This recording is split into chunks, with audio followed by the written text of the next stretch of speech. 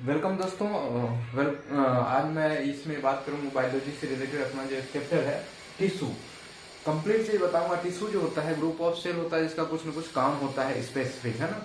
और हमारा जो बॉडी होता है पूरा सेलों से बना हुआ था, उसका ग्रुप बना हुआ रहता है, उसको सेल टिश्यू बोलते हैं। और टिश्यूओं का ग्रुप होता है तो ऑर्गन्स होता है, और ऑर्गनों का एक बहुत अच्छे तरीके से सिस्टमेटिक तरीके से अरेंज किया जाता है उसको ऑर्गन सिस्टम, एंड देन हम लोग ऑर्गेनिज्म हो गए, बन गए, ठीक है।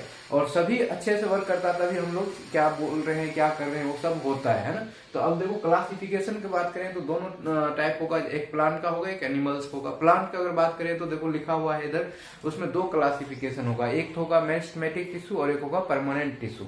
मेरिस्टेमेटिक टिश्यू का प्लांट की बात कर रहे हैं ना, प्लांट के अंदर पहला मेरिस्टेमेटिक और दूसरा परमानेंट। मेरिस्टेमेटिक की बात करें तो उसमें तीन क्लासिफिकेशन होगा, तीनों का मतलब हुआ पहला है एपिकल, दूसरा का मतलब है इंटरकैलरी और लास्ट है लेटरल। अब देखो एपिकल का मतलब होता है जो सबसे ऊपर होता है टिप, प्लांट का जो टिप होता है जो सबसे ग्रोइंग एरिया होता है वहां पे प्रेजेंट होता है, तो मतलब सबसे ज्यादा एक्टिव होता है वो प्रेजेंट एक्टिव टिश्यू होता है। और उसका टिश्यू एक्टिव होने का मतलब क्या है कि वो एटमॉस्फेयर को रिस्पॉन्ड करता है, जिस तरीके से एटमॉस्फेयर चेंजेज होता है वो रिस्पॉन्ड करता है, यानी सबसे ज्यादा ग्रो करता है वो, और सबसे ज्यादा डेलिकेट भी होता है। उसके जस्ट नीचे आए तो वहां पर क्या होता है इंटर कैलोरी होता है, प्लांट के थोड़ा सा नीचे आए तो इंटर कैलोरी होगा, और वो उसमें थोड़ा कम ग्रो होगा, और वो थोड़ा स्टोर करने का भी काम करेगा, स्टोर करने का काम करेगा। तीसरा जो होता है तीसरा जो होता है ये लेटरल। लेटरल का मतलब क्या होगा कि वो थोड़ा सा साइड में आ जाएगा ना, मतलब जो प्लांट का स्टेम होता है वो मोटाई के हिसाब से तो थोड़ा साइड में आ जाएगा, न्यूक्लियस के चारों तरफ वो होता है। उसके बाद परमानेंट टिश्यू की बात करें तो उसके अंदर आते हैं तो तीन क्लासिफिकेशन उसमें भी होता है। पहला आता है पेरेन्किमा, दूसरा आता है पेरेन्किमा, फिर कोलेन्किमा एंड स्क्लेरेन्किमा। नाम थोड़ा अजीब है, थोड़ा सा स्पेलिंग आप लोग याद रखिएगा।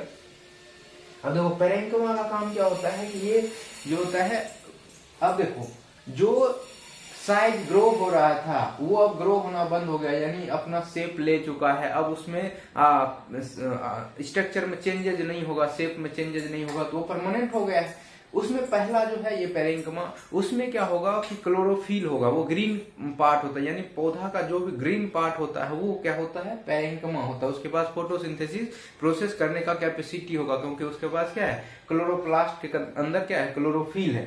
तो और फोटोसिंथेसिस करेगा तो यानी फोटोसिंथेसिस मतलब भोजन बनाएगा तो उसको स्टोरेज भी वही करेगा, स्टोरेज भी करेगा और रेस्पिरेशन भी करेगा, यानी एक्सचेंजेज ऑफ गैसेस भी करेगा, ट्रांसपिरेशन प्रोसेस को भी वो कैरी करेगा, और एक्सक्रिएशन भी करेगा। एक्सक्रिएशन का मतलब निकालना, अपने से बॉडी से बाहर चीज को निकाल रहा है। तो प्लांट क्या निकालता है, जैसे देखो गम होता है, रेजिन होता है, लीफ होता है, फ्रूट्स होता है, ये सब उसका क्या होता है एंड ऑक्सीजन होता है, ये सब उसका एक्सक्रीटरी प्रोडक्ट होता है, यानी जो बाहर निकाल देता है, जो हम लोग यूज भी करते हैं, उसका मोस्ट चीज हम लोग यूज करते हैं। एंड एसिमिलेशन का मतलब हुआ जो एनर्जी बनाया था उसको यूज करेगा अपने में ना, ग्रो करने के लिए, रिपेयर करने के लिए, इन चीजों में। फिर आता है कोलेन्किमा। अब देखो फोटोसिंथेसिस के बाद क्या होता है क्लोरोफिल होता है, क्लोरोफिल होने के कारण एक टर्म होता है क्लोरेन्किमा, ठीक है। अब एक्योटिक के अंदर चले जाएं। एक्योटिक का मतलब जो जलीय पौधा होगा उसके अंदर क्या होगा कि एयर कैविटी बहुत ज्यादा होगा। एयर कैविटी होने के कारण वो क्या होगा फ्लोट करने में मदद करता है। देखते हो ना बहुत सारे ऐसे पौधा होता है जो पानी में अंदर फ्लोट करता है, तो वो बिकॉज ऑफ पेरेन्किमा टिश्यू। पेरेन्किमा टिश्यू क्या करता है एयर कंटेंट रखता है, जिसके कारण वो फ्लोट करता है। एंड फिर आता है कोलेन्किमा। कोलेन्किमा का मतलब होता है थोड़ा सा स्ट्रेंथ प्रोवाइड करेगा, यानी मजबूती प्रोवाइड करेगा, फ्लेक्सिबल होता है। ये ऊपर वाला पार्ट देखते हो बहुत ज्यादा फ्लेक्सिबल होता है, हवा के कारण वो चेंजेज होता है, लेकिन फिर वो इनिशियल कंडीशन में आ जाता है बिकॉज ऑफ कोलेन्किमा। ये स्ट्रेंथ प्रोवाइड करता है। और सेल वॉल जो होता है, सेल वॉल के हिसाब से देखें तो इसमें सेल वॉल थोड़ा ज्यादा होगा, इसमें सेल वॉल कम होता है। सेल वॉल क्या होता है, यानी जो सेल मेम्ब्रेन होता है उसके चारों ओर का एक कवर होता है, उसको बोलते हैं सेल वॉल। उसके बाद आता है लास्ट स्क्लेरेन्किमा। स्क्लेरेन्किमा का मतलब होता है कि जो बिल्कुल मैकेनिकल स्ट्रेंथ प्रोवाइड करता है। अब देखो मकान रहता है, हवा रहता है तो कितना मकान का है ना टूट जाता है, गिर जाता है, लेकिन पौधा पेड़ बहुत बड़े रहता है लेकिन वो हवा को भी सहन कर पाता है because of this sclerenchyma. Dead cell होता है इसके अंदर, मैकेनिकल सपोर्ट करता है, प्रोटेक्ट भी करता है। और कुछ सीड होता है जो बहुत ही हार्ड होता है, जैसे नट्स हो, सीड्स है, नारियल है, कितना हार्ड होता है वो बिकॉज ऑफ स्क्लेरेंजियम। उसके बाद इसका जो सेकेंड क्लासिफिकेशन आता है वो कॉम्प्लेक्स टिश्यू होता है। उसके अंदर दो क्लासिफिकेशन होता है, जाइलम और फैलम। जाइलम और फैलम की बात करें तो देखो, जाइलम अगर आप पौधा कोई भी हो, है ना, प्लांट हो, ट्री हो, छोटा हो, बड़ा, सब में क्या होता है, पानी डालते हैं, सूख जाता है कुछ समय बाद, वो जड़ में डालते हो और ऊपर में चला जाता है, और वहां से, और जहां ये भी हमें पता होता है जहां पेड़ पौधा ज्यादा होता है वहां पर क्या होता है, बारिश भी होती है और ठंडा भी रहता है। क्यों होता है बारिश? क्योंकि वो ट्रांसपीरेशन प्रोसेस को कैरी करता है, यानी जड़ से पानी को नीचे से ऊपर ले जाता है और वहां से पत्तों के थ्रू उसके अंदर क्या रहता है, स्टोमेटा होता है, स्टोमेटा से पानी को बाहर निकाल दिया जाता है, और वही वेपर बन के बादल बनता है, फिर बारिश होता है।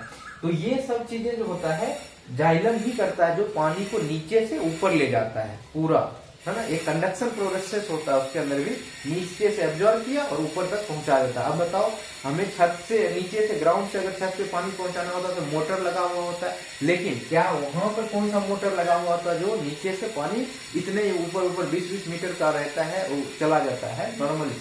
तो उसके पास क्या होता है, क्या कारण होता है, सक्शन पुल होता है। सक्शन पुल के कारण क्या करता है, वो पानी को नीचे से ऊपर लेके पहुंचा देता है। सक्शन पुल अब समझिए क्या होता है। अगर मान लो ये है, यहाँ से हमें यहाँ पानी पहुंचाना है, अगर यहाँ से हम पानी को निकाल रहे हैं तो क्या होगा, प्रेशर यहाँ डिफरेंस होगा, प्रेशर यहाँ कम हो जाएगा। अब यहाँ प्रेशर कम होगा और यहाँ आपने पानी डाल दिए नीचे जड़ में, तो यहाँ प्रेशर तो ज्यादा है, मॉलिक्यूल्स का प्रेशर, दबाव ज्यादा है, तो यहाँ से क्या होगा, और आपको पता है मॉलिक्यूल्स किस तरीके से मूवमेंट करता है, हायर प्रेशर से लोअर प्रेशर की तरफ मूवमेंट करता है, जिसके कारण क्या हुआ, यहाँ से यहाँ तक पानी पहुंच जाता है। ठीक है, जिस दिन ज्यादा ट्रांसपीरेशन होगा उस दिन ज्यादा सक्शन पुल होगा, है ना।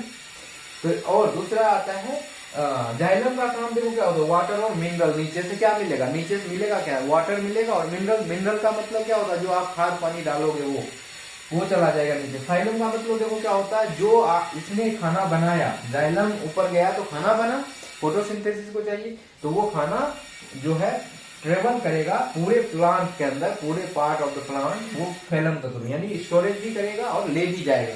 दोनों में बहुत ज्यादा डिफरेंस पूछता है कि क्या डिफरेंस होता है। तो जाइलम क्या होता है कि मिनरल और वाटर को कंटेंट को ऊपर ले जाता है, जबकि फाइलम क्या करता है, फूड को ट्रांसपोर्ट करता है, यानी ट्रांसलोकेशन भी बोलते हैं। ट्रांसलोकेशन का मतलब फूड का ट्रांसफर होना one part two other part.